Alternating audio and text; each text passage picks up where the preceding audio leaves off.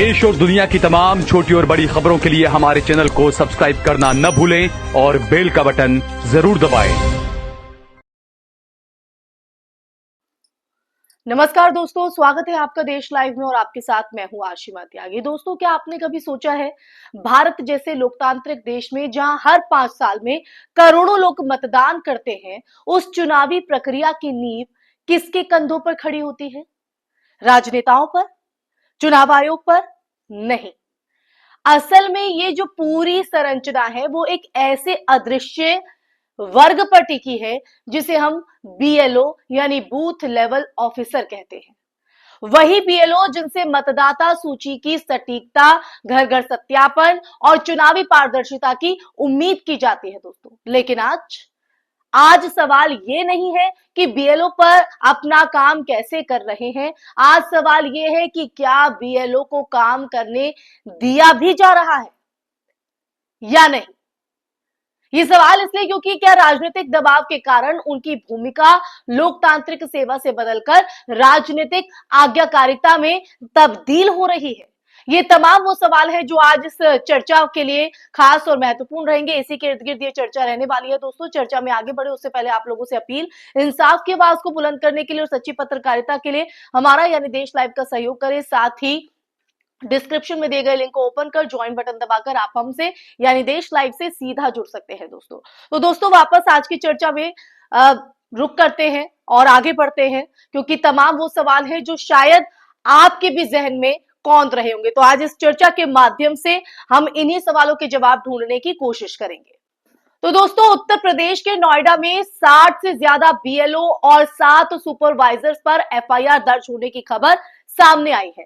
वजह मतदाता सूची के एसआईआर यानी स्पेशल समरी रिवीजन। इसके दौरान लापरवाही और निर्देशों का पालन ना करना। वहीं बहराइच में बात करें तो एक बीजेपी नेता की शिकायत पर 2 बीएलओ को सिर्फ शिकायत मात्र के आधार पर निलंबित कर दिया गया। अब ये एक साधारण प्रशासनिक कार्रवाई है या फिर सत्ता के दबाव में लिया गया फैसला?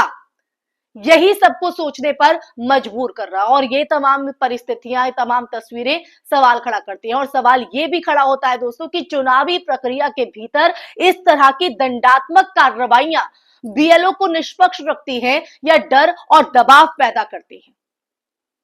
आप ही बताइए दोस्तों, क्योंकि अगर देखें हम तो सच ये है कि बीएलओ सबसे निचले पायदान पर खड़ा वो कर्मचारी है जिसे ना तो कोई सुरक्षा मिलती है, आप समझ रहे हैं, ना स्वास्थ्य बीमा और ना सम्मान और ना ही वो राजनीतिक संरक्षण जो ऊपर बैठे अफसरों को मिल जाता है।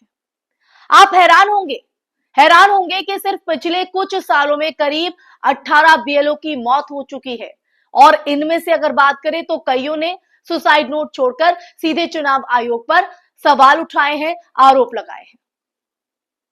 कोई ये कहता है कि उस पर टारगेट पूरा करने का दबाव था, कोई उसमें ये जिक्र करता है, लिखता है कि उसे धमकाया गया, तो कोई ये बताता है कि उसके ऊपर अवैध रूप से नाम हटाने या जोड़ने का राजनीतिक दबाव था। अब यही दबाव लोगों को अपनी जान लेने पर उतारू कर देता है। यानी जमीनी सच ये है कि बीएलओ की नौकरी अब सरकारी सेवा से ज्यादा सजा बनती जा रही है दोस्तों। काम इतना ज्यादा, जिम्मेदारी इतनी बड़ी, वेतन मामूली और ऊपर से राजनीतिक दबाव भी, और अब एफआईआर और निलंबन की तलवार भी दोस्तों। अब जरा आप ये सोचिए कि मतदाता सूची में गलतियां किसकी वजह से होती है? क्या बीएलओ जानबूझकर गलतियां करता है या फिर सिस्टम इतना बड़ा, निर्देश इतने जटिल और दबाव इतना ज्यादा है कि गलतियां होना तय है?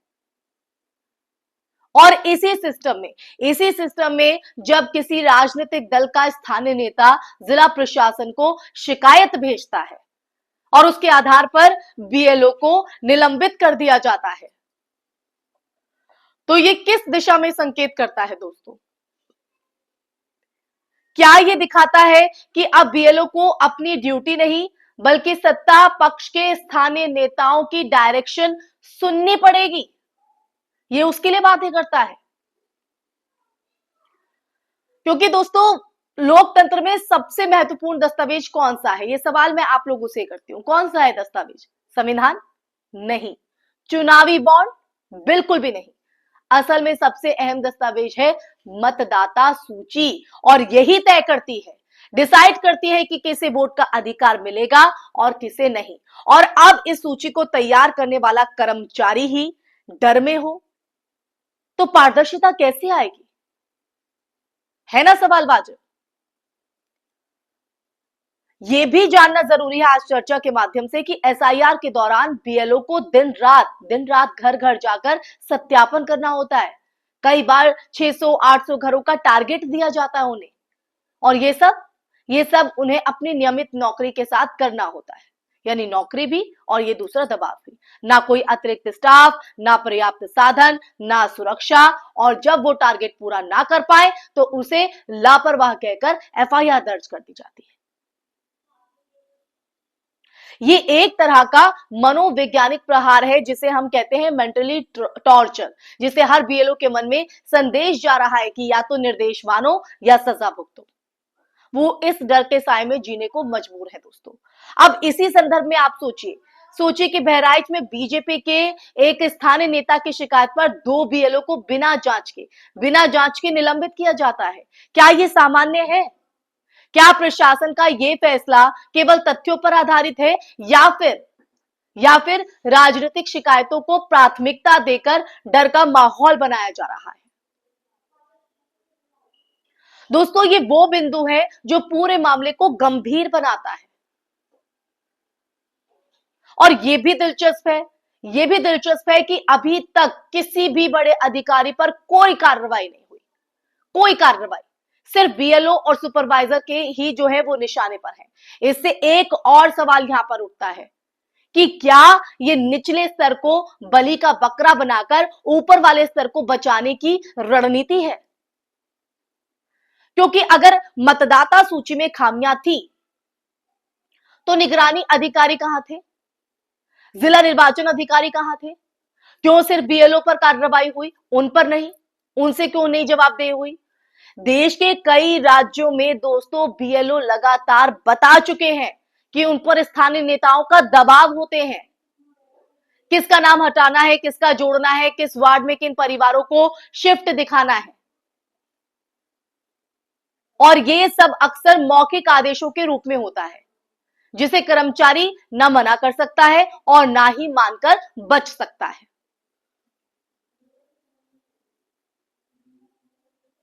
अब जब एफआईआर दर्ज हो रही है, निलंबन किए जा रहे हैं और राजनीतिक दबाव लगातार बढ़ रहा है, तो नतीजा क्या होगा? बीएलओ निष्पक्ष काम करेगा या फिर डर के चलते राजनीतिक निर्देशों के हिसाब से नाम जो है वो जोड़ और घटाएगा?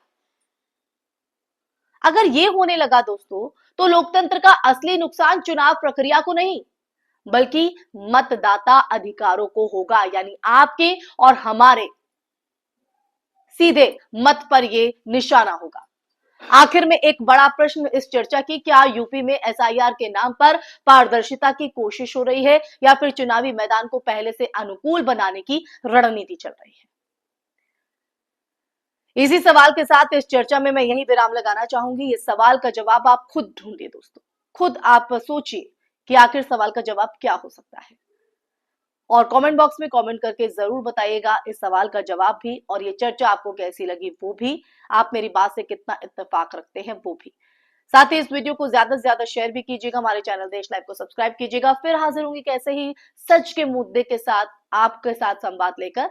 तब तक के लिए अपना ख्याल रखिए। जय हिंद, जय भारत, नमस्कार।